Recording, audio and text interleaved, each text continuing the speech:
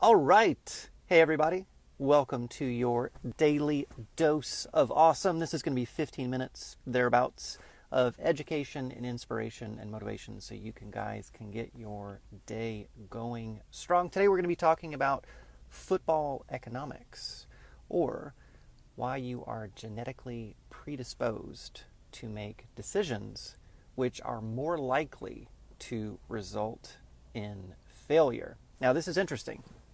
So it's football season, and which is exciting for some of you, maybe less so for others of you. But here's a situation that inevitably you guys are going to see this season. Now, let's say you're a football fan. Let's play a little mental game here for a minute. Let's put ourselves in the position of being really invested in a game. Say it's your favorite team. They're playing, but they are down, right? Let's say it's 14-21. It's the last quarter. Matter of fact, it's the last minute, the last drive of that quarter, and your team has pushed their way down the field and scored a touchdown. Hoorah, right? But now you're faced with a decision. Do you, A, kick the field goal, right? That's 1 point. So let's say you're at 14, now you're at 20, but your opponent is at 21. So do you kick the field goal and force the game into overtime, or do you go for the 2-point conversion?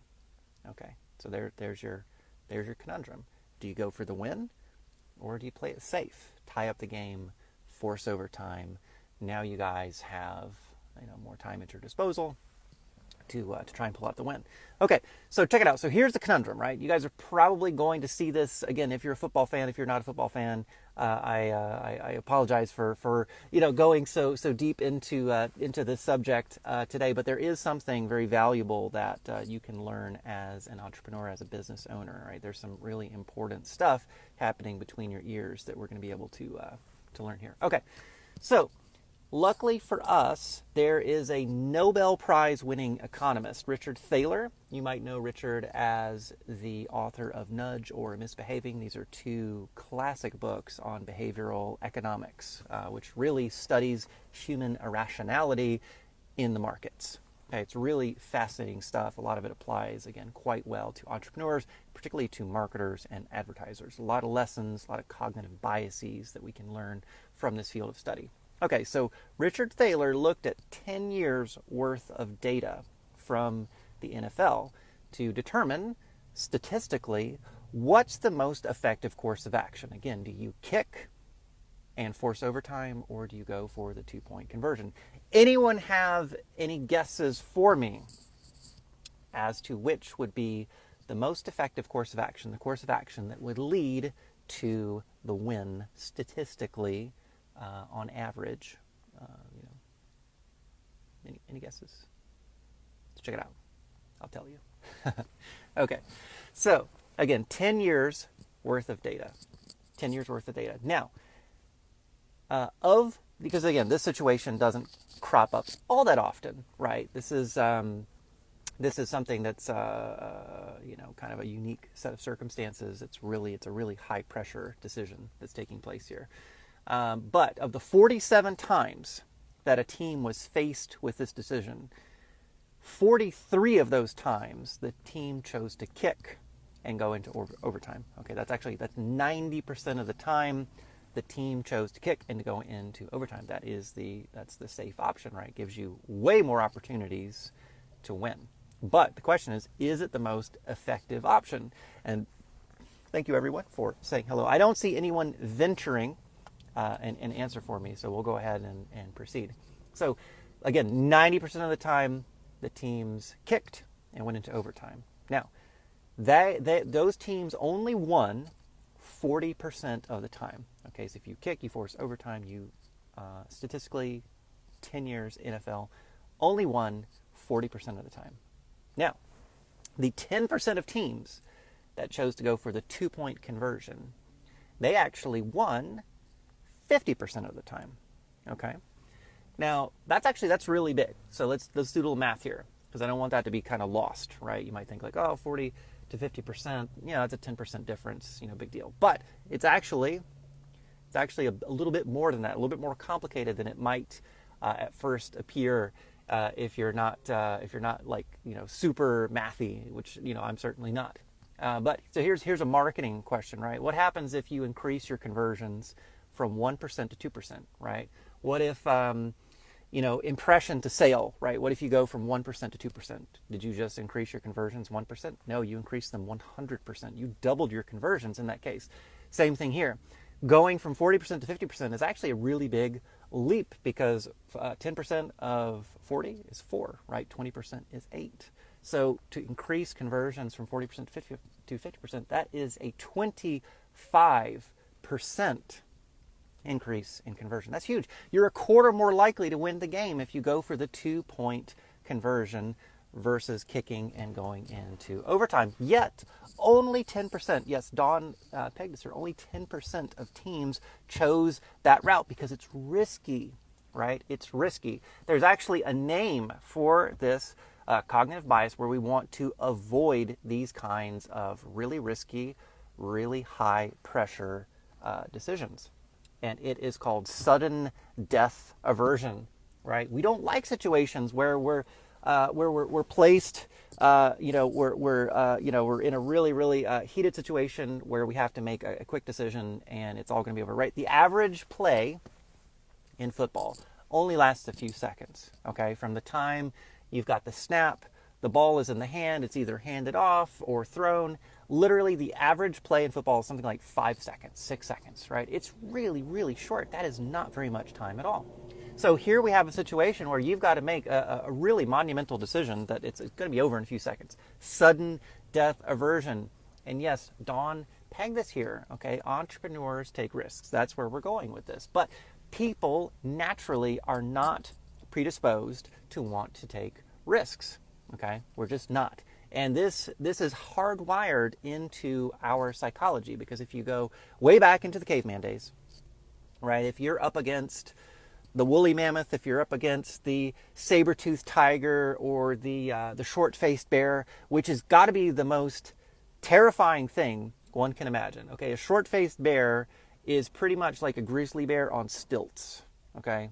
I can't think of anything more terrifying than that. Okay, so if you're up against the short-faced bear, it's much better for you to, live to see another day, right? It's much better to take the less risky approach, okay? So this has been hardwired tens of thousands of years, hundreds of thousands of years, perhaps even millions of years. This has been wired into our DNA and into our genetics, taking risks, right? It's risky. We don't like doing that, right? People are naturally risk averse. Now, this is something that we have to recognize as entrepreneurs. We have to recognize this, and we have to contend with this, and we have to move forward. Now, what I think is really interesting about this study is that people in the NFL, right? These are professional football players. These are people that are used to making risky, high-pressure decisions, right? That's what they do weekly, right? These are when you're choosing what play, right? This is the stakes are high.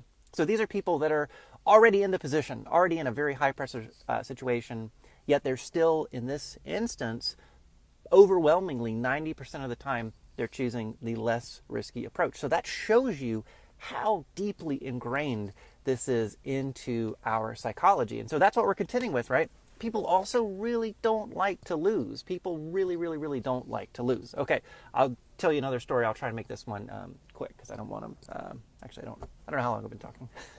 They should give you a little time elapse so you can keep better track. I tend to go on. Anyway, real quick. Here's another story. This is actually from Dan Ariely. Dan Ariely, you might know from the book Predictably Irrational, which is a terrific book. He's actually a professor down at Duke, which is about maybe 15 miles that way. Anywho, so Ariely does a demonstration when he's going around giving talks, giving guest lectures, whatever. What he does is he holds up in front of his audience a $100 bill. I wish I had a $100 bill here for effect. He holds up a $100 bill and says, all right, everybody, I'm going to give you the opportunity to win this $100 bill. Now, here are the rules of this game. You are going to bid on this $100 bill for the opportunity to win this $100 bill. Now, guess what? Everyone has an opportunity to bid. Here's the catch, though. If you bid, you have to pay me the amount of your bid, and of course, only one person can win. So inevitably what happens is in the early rounds, you get $5 here, $10 here, $15 here, right? People are bidding. Again, it's going up in $5 increments. Pretty soon, most people are going to drop out, right? And then you're going to get two folks that are probably pretty competitive, all right? You're going to get two folks and they're going to be in a bidding war. So what happens? Pretty soon, $70, $75, $80, $85, $90, $95. Now we're getting really close to $100. What do you think happens next? Okay, certainly, right? Someone's going to bid $100. Now, what do you think that next person does, right? Are they going to lose? Are they going to pay $95? Of course, they're not going to pay $95 and lose. They're going to bid $105. Then what's that other person going to do? Well, they don't want to lose. They're going to pay $110. Okay, so you see what's happening now. Everyone is losing. We've eclipsed $100. So now, best case scenario is you're paying more than $100 to win $100, and then the other guy, of course, is out that much plus $100. So everyone's losing at this point. Any guesses as to the highest number, the highest bid ever paid to win that $100 bill? Any guesses? I'll give you guys a second. Okay, so again, $5 increments, people are bidding, you have to pay, only one person wins. Bidding war typically plays out between about two people. Any guesses as to the highest bid, the highest amount anyone ever paid for, Jan, I like it, 1,000, little high. Oh, you guys, I like where you guys are going for this. It was actually $495. $495. Can you imagine that? Paying $495 for the opportunity to win $100, right? And then, of course, the other guy presumably paid $490 to lose $490, right? So that's everyone lost in that situation. Everyone lost. But that's the thing. No one wants to be the person who loses the most, okay? We do not like losing. And again, on the basis of my first story, I told you guys, we are risk averse. We don't like risk. We don't like losing. Now, these are things you have to contend with this in entrepreneurship. This is something we emphasize over and over again.